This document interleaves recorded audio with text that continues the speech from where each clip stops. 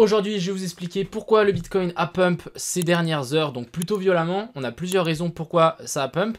On a aussi du coup, ça reviendra à la raison pourquoi je me suis fait SL, pourquoi j'étais à contresens. Donc ça revient plus ou moins au même point. On va parler aussi de l'Ethereum, du BNB. On ira faire un tour bien évidemment sur le SP500 et l'indice du dollar. Et un petit tour sur le SUI. C'est la seule position actuellement que j'ai en short sur le petit SUI. Voilà, j'espère que cette vidéo vous plaira. On est tout de suite parti. Crypto, million. Crypto, Avant toute chose, je tenais à vous montrer qu'on vient de burn 100 000 IMO. Je ne sais pas si vous vous rendez compte, 100 000 IMO sur le compte. Donc ça, c'est quelque chose, une excellente news. Je rappelle qu'on va burn au cours des 8 semaines qui arrivent 800 000 IMO. Ça représente 4% de la supply, 160 000 $ au cours actuel. Donc c'est pas mal. Et du coup, on a eu le premier burn ici de 100 000 qui sont plutôt conséquents. Maintenant, je vais vous montrer pourquoi en fait on est monté autant vite hier sur le BTC, simplement parce qu'on a fait un joli petit short squeeze. On peut le voir ici, en fait il y a simplement eu tellement de shorters hier, dont moi, j'en faisais partie clairement, mais on avait aussi plein de gens sur Twitter, j'ai vu passer énormément de shorts, etc. Et ici qu'est-ce qu'on peut voir? On peut voir que les fundings sont descendus vraiment ils sont passés dans le vert au rouge très rapidement, et on a eu l'open interest qui continue de spike et de continue de monter petit à petit. De nouveau, on a eu la même chose ici ces dernières heures. On a eu de nouveau des gens qui se sont amusés à short, donc vraiment ici on le voit bien. Donc en fait, tant que les gens continuent à shorter le marché, on a le prix qui va continuer à monter, parce que c'est comme si ça vous mettez de l'essence dans une voiture, ça va continuer à grimper, c'est la même chose. Ça fait effet boule de neige, on liquide des gens, ça fait monter le prix, des gens de nouveau reshort, on les reliquide, ça fait monter le prix, etc. Et en plus de ça, qu'est-ce qu'on a eu hier sur le heatmap? On a eu, ça fait longtemps qu'on a ce pic ici à 28 000 $. On a vraiment un pic de énormément de liquidation short, et on le voit bien que là on commence à monter, et c'était vraiment la target. Regardez ce qui s'est passé droit derrière, boum, on est venu rechercher et parfaitement cette zone de liquidité. Donc en fait on a liquidé des gens qui avaient leur point de liquidité vers la zone des 28 000. Donc c'est exactement ce qu'on est venu faire, et du coup maintenant on continue à monter. Même si on arrive dans une zone dure, on peut continuer à monter tant qu'en fait les gens continuent à shorter ce marché. Et ça peut continuer comme ça longtemps. C'est déjà arrivé dans le passé, et c'est vraiment, ça peut aller très très loin. Donc actuellement, on est où? C'est vraiment ça qu'il faut se dire. On est dans une zone OTE, donc on est dans la zone OTE de tout ce retracement.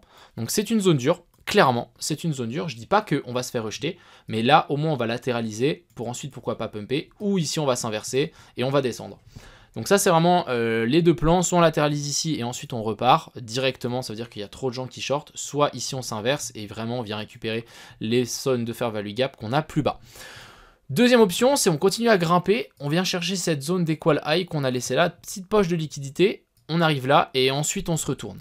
Sans forcément potentiellement prendre ce high, simplement parce qu'il y a beaucoup de gens à mon avis qui sont en long et qui ont mis leur TP là-haut. Ce qui est, je comprends, mais le marché il a intérêt à laisser plein de gens sur le quai, pas forcément les faire descendre du train, donc pourquoi pas récupérer ces highs là et ensuite s'inverser. Personnellement, moi j'aurais préféré mettre mon stop loss ici, pas mon stop loss, mon TP sur ces plus hauts là que ici. Voilà, tout simple. Donc pour le moment, on peut continuer à monter. En plus, on a Powell qui est en train de parler. On continue à faire toujours des sommets toujours plus hauts. Ça m'étonne pas, vu que les gens continuent à shorter. Donc on peut continuer comme ça à monter très très haut. Donc faites attention à vos shorts, clairement. Ensuite, du côté du SP500, excusez-moi, de l'Ethereum, qu'est-ce qu'on est venu faire? On est venu combler toute la zone de fair value gap. On arrive dans une zone d'order block. Donc maintenant, affaire à suivre.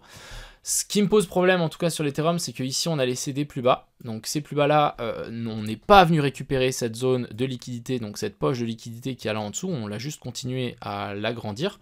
Donc ça, c'est très intéressant. Ça peut nous créer un aimant.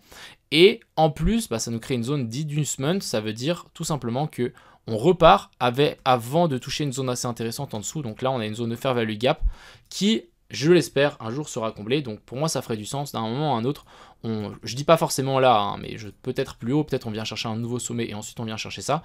Mais à un moment à un autre, récupérer ce plus bas là et faire ici une petite inversion structure sur la zone de fair value gap. Et là, ça sera notre point d'entrée. Je dis pas qu'on va y aller tout de suite. Parce que là, vraiment, on peut le voir, on est vraiment en train de pumper. On le voit, le BTC ici, il est en train de s'envoler.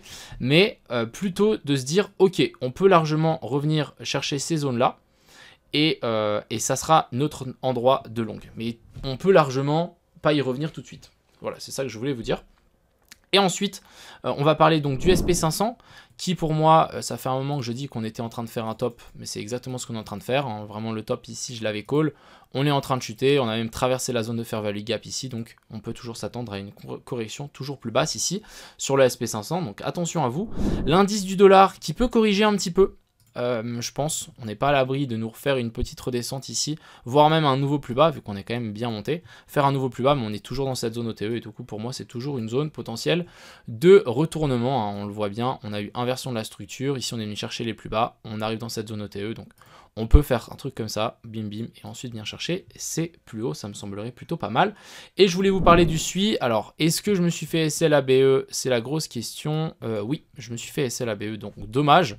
Mais en gros, je vous expliquais un petit peu le short ici qui était plutôt bien parti. Mais bon, maintenant, on a toujours ces gens qui shortent sur le BTC. Donc, c'est pas évident de trouver un short sur les alts, même si le SUI est plutôt fébrile, vu la chart, ce qu'on est venu faire ici. En gros, ce qu'on est venu faire, donc assez intéressant. On a eu ici ce premier plus bas, on est remonté, on vient chercher la zone de fair value gap qu'on était ici sur ces plus hauts. Ensuite ici on fait une inversion structure, donc on passe de baissier à haussier. Non, on passe de haussier à baissier, donc sur la petite partie qu'on a là. Donc là on a une jolie petite inversion de structure.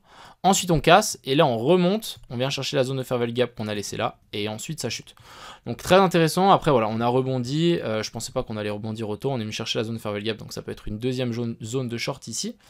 Je pense qu'on peut largement la prendre. Et ce qui est très intéressant, c'est que ici, pour moi, c'est plutôt baissier. Bon, après, là, on est en train de retraverser la zone de fair value gap, donc ça compte pas. Mais sachez que si on a une zone de fair value gap qui se matérialise, on en a une, et qu'on fait une clôture à travers cette zone de fair value gap, c'est extrêmement baissier. C'est simplement que en fait on l'a traversé et du coup il y a de fortes chances qu'on continue à descendre. Et la prochaine zone ici pour moi c'est la zone ici de double bottom, la zone d'équal low qu'on a laissé, donc grosse poche de liquidité à venir potentiellement rechercher sur le SUI si on n'invalide pas tout ça et qu'on repart pas au nord et qu'on fait une correction au-dessus de ça. Encore une fois je pense que ça dépendra beaucoup du BTC. Si lui il continue à pumper, bah là je pense qu'on peut continuer à monter assez haut pendant tant que les gens continuent à shorter ce marché. Ça peut monter à l'infini. Voilà, un petit peu, vous avez un petit peu un point de ce que je voulais dire pour aujourd'hui. J'espère que ça vous a aidé, j'espère que maintenant vous savez pourquoi on a pump autant vite, hein. C'est surtout sur ce genre de mouvement là, où vraiment c'est du grinding et en liquide, et ensuite ça part tout d'un coup. Donc encore une fois, faites attention avec vos shorts.